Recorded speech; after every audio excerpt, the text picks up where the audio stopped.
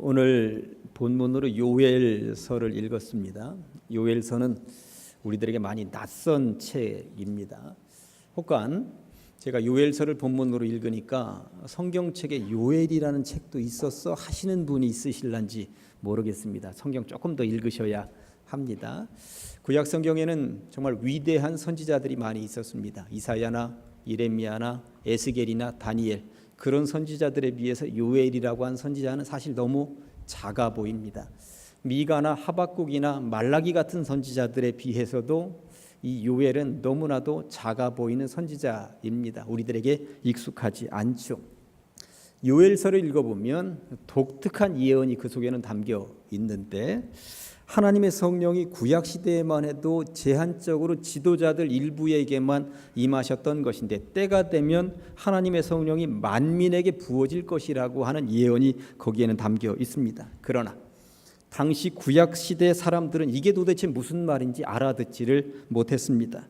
만민에게 부어진다는 성령의 의미도, 늙은이가 꿈을 꾼다는 의미도, 젊은이가 이상을 볼 것이라고 하는 예언의 말씀도 도대체 이게 무슨 말인가 하는 생각이 들었던 것입니다.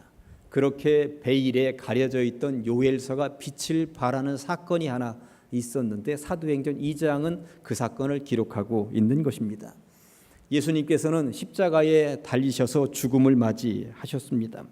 그리고 부활하셨고 승천하셨습니다. 그리고 이 땅에 처음에 교회가 세워질 때 마가다락방에 120명의 성도들이 모여서 기도하던 중이었습니다. 그때 성령이 임했다고, 함께 기도하던 무리들이 전부 다 성령을 체험하게 되었다고 사도행전 2장은 말씀하고 있는 것이죠. 초대교회는 그때서야 깨닫게 되었습니다. 우리가 그렇게도 읽었었던 요엘서의 그 말씀이 바로 오늘날 우리들을 통해서 이루어진 것이구나. 그게 무슨 의미인지 제대로 파악하지 못하고 있었는데, 오늘날 이 자리에서 우리들에게 그대로 임한 것, 바로 요 얘기를 하셨던 것이구나. 거듭 말씀을 드립니다만, 구약시대 사람들은 요엘서를 읽으면서도 이게 도대체 무슨 말인지 잘 알지 못했습니다만, 신약시대가 오고 특히 교회가 세워지던 날에 성령이 임함으로써 이 신약시대의 요엘서를 통해서 예언하셨던 하나님의 메시지, 예언이 그대로 이루어지는 현장을 체험하게 되었다고 하는 것입니다. 요엘서는 그렇게 숨겨진 보배 같은 책이었는데, 오늘은 그 요엘서를 중심으로 해서 세 가지 꼭지로 나누어서 말씀을 받도록 하겠습니다. 첫째, 돌아와야 합니다. 12절 말씀을 보았더니, 여호와의 말씀에 너희는 이제라도 금식하고 울며 애통하고 마음을 다하여 내게로 돌아오라 하셨나니. 제가 지난주 설교 시간에도 탕자의 비유 이야기를 드리면서 아버지께로 탕자가 돌아와야 하는 이야기를 잠깐 말씀을 드렸어요.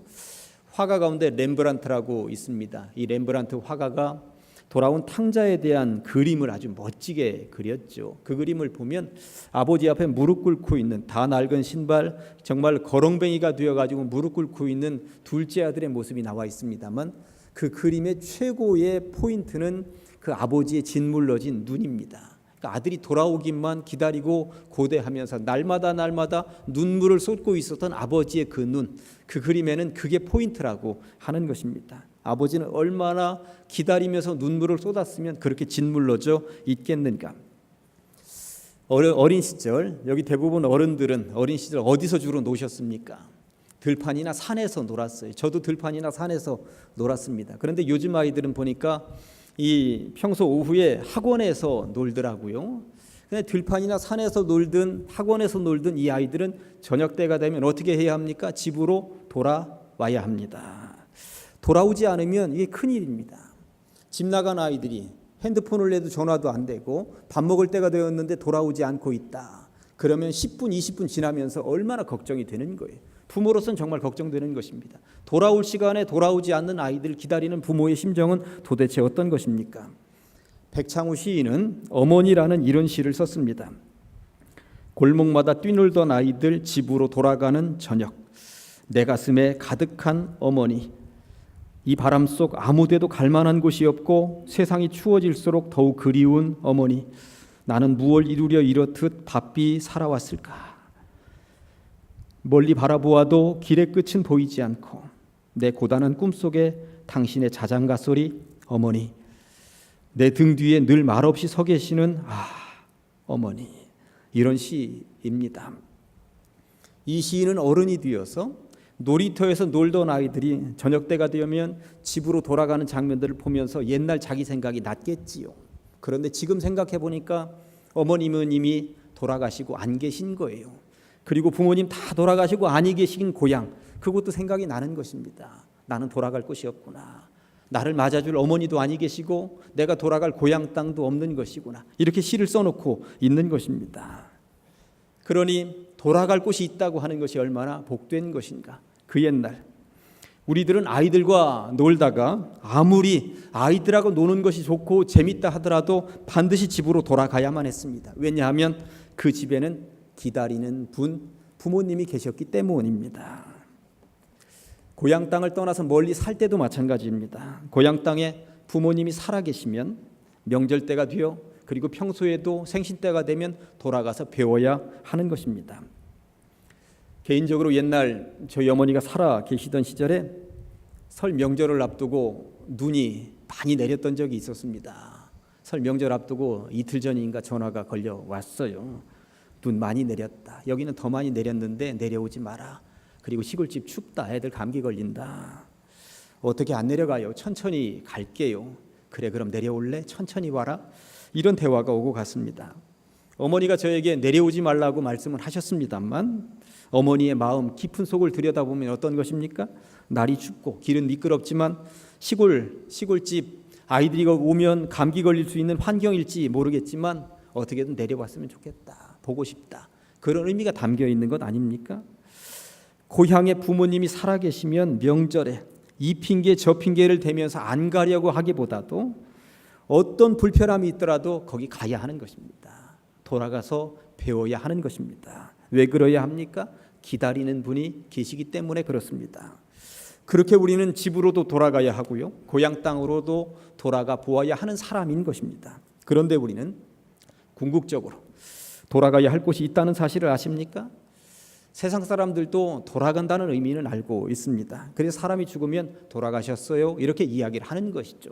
근데 어디든 돌아간다는 사실은 누구나 다 알고 있는데 정작 사람이 죽으면 어디로 돌아가는지 이것을 모르는 사람들이 있다고 하는 것, 이게 문제인 것입니다.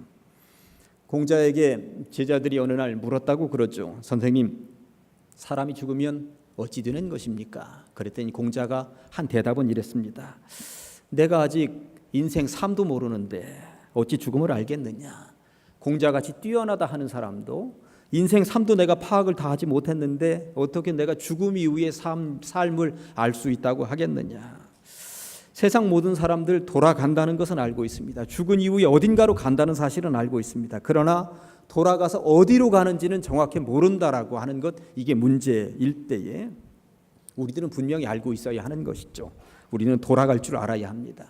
어린 시절 집으로 돌아가듯이 자라서 타지에 살다가 명절이 되면 부모님 품으로 돌아가듯이, 그러나 무엇보다도 우리는 목숨이 다하는 날 저 천국으로 돌아가야 한다는 사실입니다. 왜 그렇게 돌아가야 하는 것입니까? 거기에는 기다리는 분이, 기다리는 주님이 계시기 때문에 그쪽으로 돌아가야 한다는 사실입니다. 그런데 중요한 것은 목숨이 다하는 날 저 천국으로 돌아갈 수 있는 유일한 방법은 저 하늘에 있는 게 아니라 바로 이 땅에 있다는 것입니다. 이게 무슨 말이냐면 내가 이 땅에서 어떻게 주님께로 돌아갔느냐에 따라서 저 하늘나라 천국으로 제대로 돌아갈 수 있다는 것입니다. 그러니까 이 땅에서 주님께로 돌아가 본 경험이 있는 사람들만이 저 하늘나라에서 주님께로 돌아갈 수 있다는 것입니다. 그런 이 땅에서 문제를 해결하지 않으면 저 천국 돌아갈 수 있는 제대로 된 그 땅은 우리가 갈 수 없다는 것이죠. 한자 중에 어버이 친이라고 하는 한문이 있습니다. 지금 자막이 안 나와서 제가 설명을 좀 드리면 어버이 친자는 나무 목자 위에 설립자가 쓰여져 있습니다. 나무 위에 꼭대기까지 올라가 있는 부모입니다. 왜 올라갔겠습니까? 자식 돌아오기만. 그래서 뒤에 보니까 볼견자가 붙어 있어요. 나무 위에 서서 이렇게 하고 쳐다보는 것입니다. 자식이 돌아오기만 기다리고 있는 것입니다. 이게 바로 어버이의 마음이구나. 그런데 이 한문은 어쩜 그렇게 우리 인류를 향한 하나님의 마음이 담겨 있는가 모르겠구나 하는 것입니다. 그렇다면 그렇게 기다리시는 어버이 앞에 자식들은 어떻게 해야 하는가? 효도해야 한다는 것입니다. 효라고 하는 한문은 어떻게 되어 있습니까? 늙을 노자 밑에 아들 자자가 쓰여 있습니다. 그러니까 늙은 부모님을 밑에 아들이 업고 다니는 형태로 살아가라고 효자가 쓰여 있다고 보시면 틀림이 없는 것입니다. 우리는 육신적으로도 부모에게 효도를 다해야 하겠습니다만 영적으로도 하나님 아버지를 잘 모시는 삶이어야 한다는 사실은 분명합니다. 아무튼 부모님께도 효도요, 하나님께도 효를 다하시기를 주님의 이름으로 간절히 축원합니다. 부모님께 효도가 돌아가는 것이라면 하나님께도 효도, 하나님께 효도도 다른 것 아무것도 없습니다. 돌아가면 되는 것입니다. 거듭 말씀을 드립니다만 이 땅에서 하나님께로 돌아갈 줄 아는 사람들만이 죽은 이후에 저 천국으로 제대로 돌아갈 수 있다는 이 사실 하나만큼은 가슴에다 담고 돌아가셔야만 여러분들은 제대로 주님을 만나실 수 있는 줄로 믿습니다. 돌아갔으면 이제 우리에게 남겨진 숙제가 있습니다. 이 자리에 여러분들은 주님 만나기 위해서 이곳까지 돌아오신 거예요. 그렇다면 이왕 왔으면 제대로 주님을 만나야 되지 않겠습니까? 두 번째 꼭지가 마음을 찢어야 합니다. 13절 앞부분에 보니까 너희는 옷을 찢지 말고 마음을 찢고 너희 하나님 여호와께로 돌아올지어다.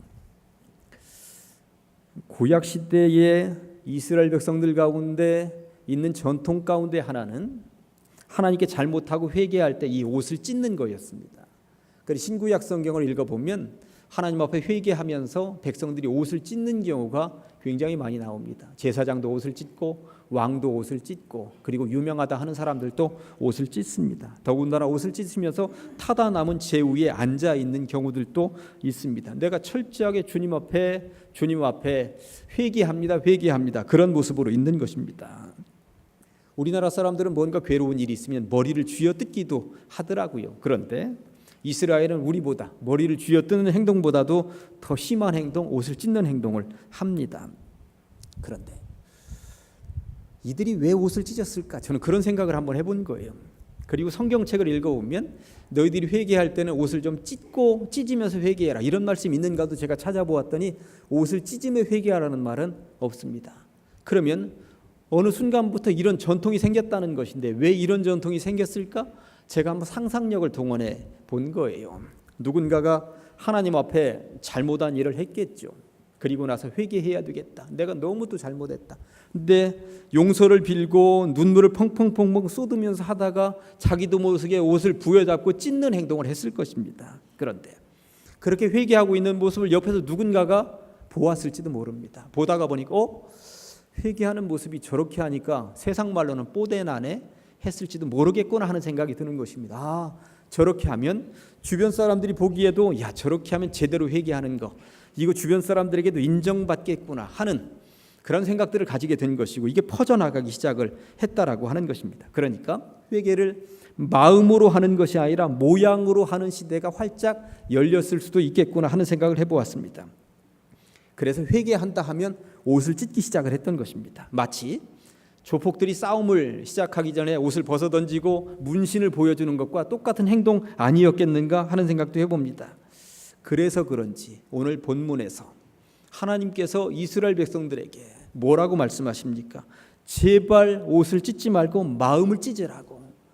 옷 찢는 것은 겉에서 보기에는 뭔가 회개하는 것 같지만 속마음을 들여다보니까 마음은 전혀 찢지를 않고 있으니 그 회개 내가 받지 않겠다고 말씀하고 계신 것입니다. 회개하는 채만 하지 말고 진짜 마음속으로 회개하라고, 남들에게 보이기 위한 회개하지 말고 진짜 속마음을 열어 보이라고 말씀하고 계신 것이죠. 예수님께서 재판받으실 때에 대제사장들 앞에 서 계실 때가 있으셨습니다. 대제사장들은 마지막 신문을 예수님께 하고 있었죠. 네가 구세주냐? 우리가 수백 년 수천 년 기다리던 구세주 너 맞냐? 대답해 보아라. 그때 예수님께서 하시는 말씀이 네가 나에게 구세주냐고 물었는데 그 말이 맞다. 내가 구세주다. 내가 구주로 이 땅에 왔고 나는 십자가 달려 죽을 것이다. 그리고 부활할 것이다. 그리고 승천할 것이다. 때가 되면 하늘 구름을 타고 이 땅으로 다시 내려올 것이다. 이 말씀을 하셨습니다. 예수님의 이런 대답을 들은 이후에 대제사장이 어떻게 했는지 아십니까? 마태복음 26장 65절 말씀이 이렇습니다.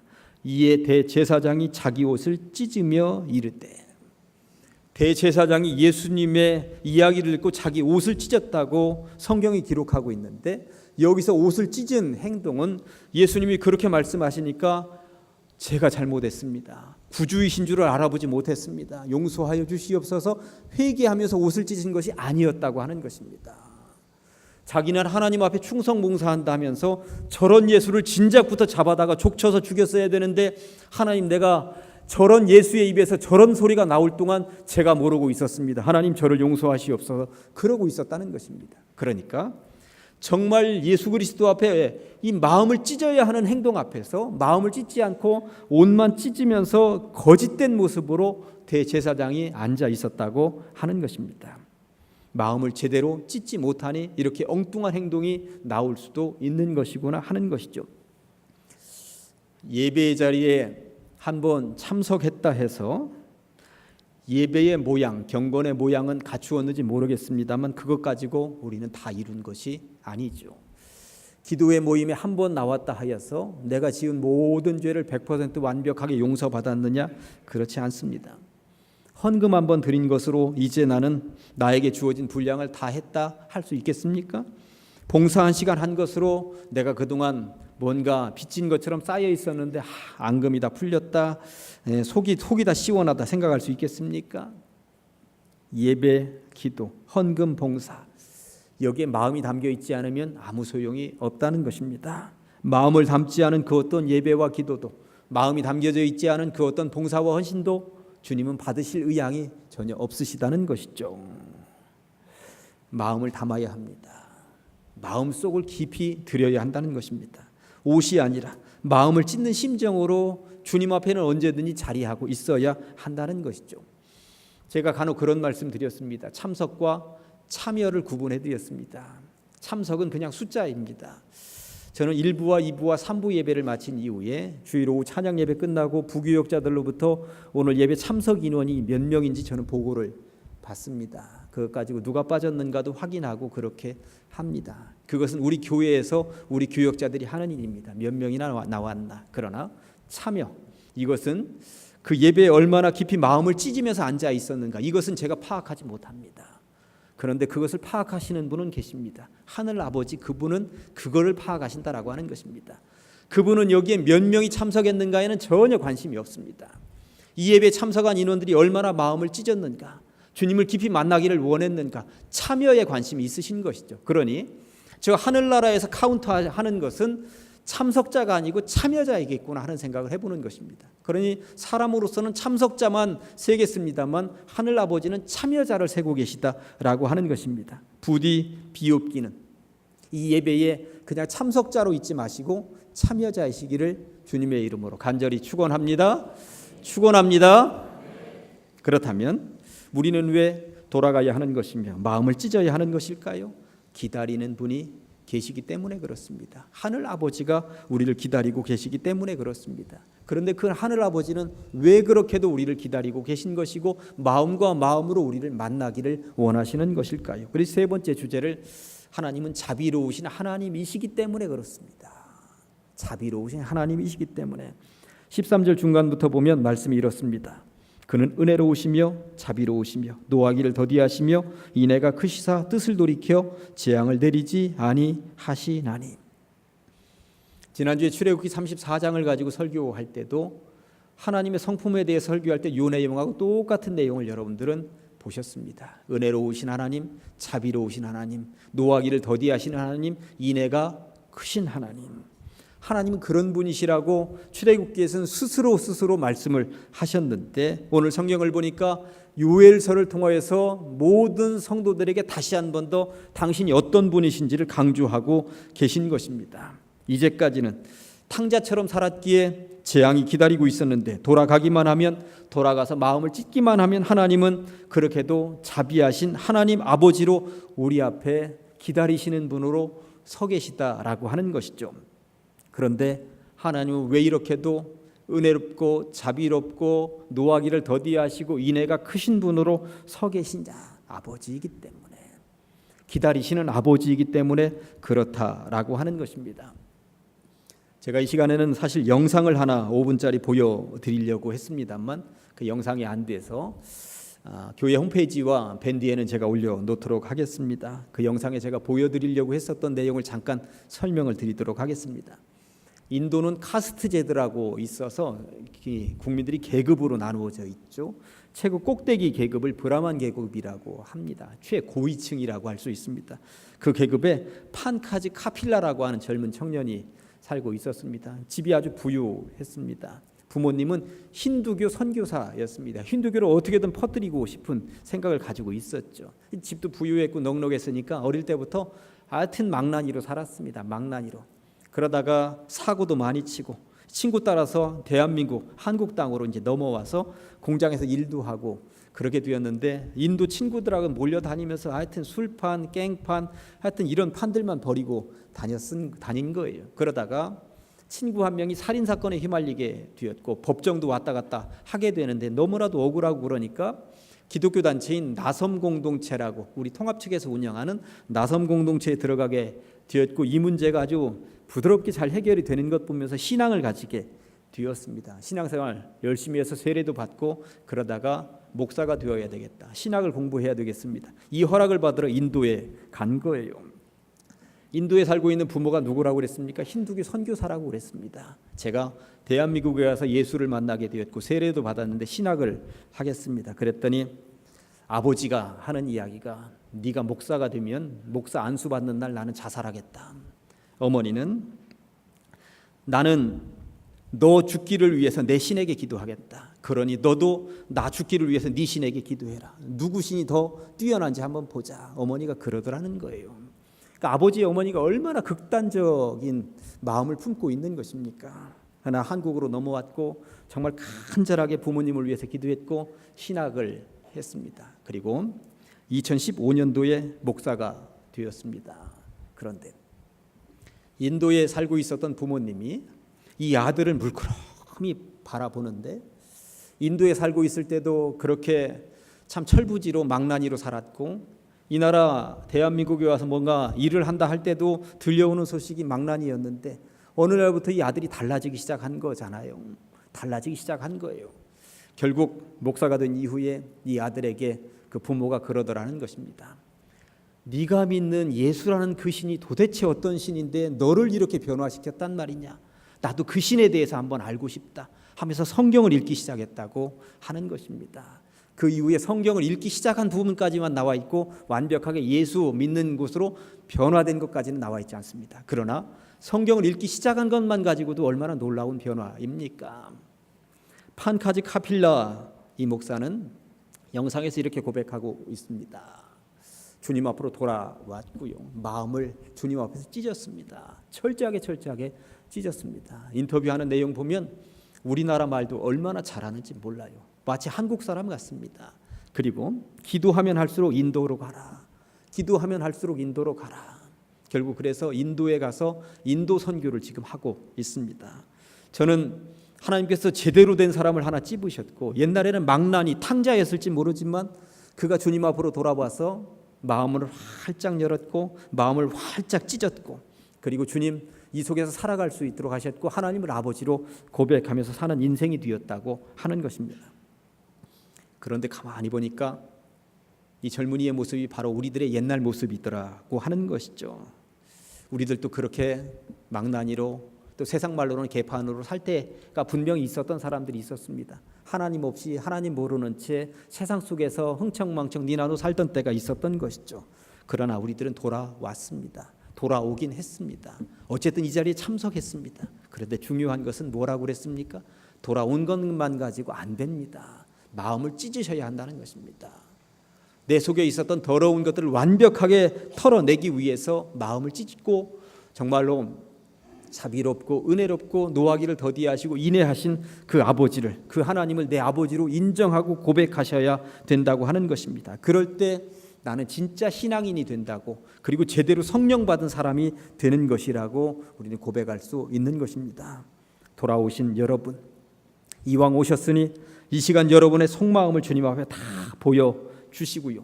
자비로우신 하나님을 체험하고 그리고 하나님을 아버지로 고백하고 돌아가시기를 주님의 이름으로 간절히 축원합니다. 기도하십니다. 하나님 은혜롭고 자비롭고 노하기를 더디하시며 인애가 크신 하늘 아버지의 사랑을 감사합니다. 집 나간 아들을 눈이 짓물러지도록 기다리시는 하나님 앞에 이 시간 돌아와서 마음을 찢으며 앉아 있습니다. 이제 다시는 떠나지 않게 하시며 늘 주님 앞에서 어린아이와 같이 심성이 고운 성도들 다 되게 하여 주시옵소서. 주님을 아버지라 부르기에 부끄럽지 않게 하시며 주님께서 우리 자식들을 바라보시며 마음 아파하시는 일이 없도록 우리를 이끌어 주시옵소서. 그러고 보니 아버지 사랑이 크고 놀랍기만 합니다. 이것이 은혜입니다. 이 마음 영원히 놓치지 않게 하여 주시옵소서. 예수 그리스도의 이름으로 기도합니다.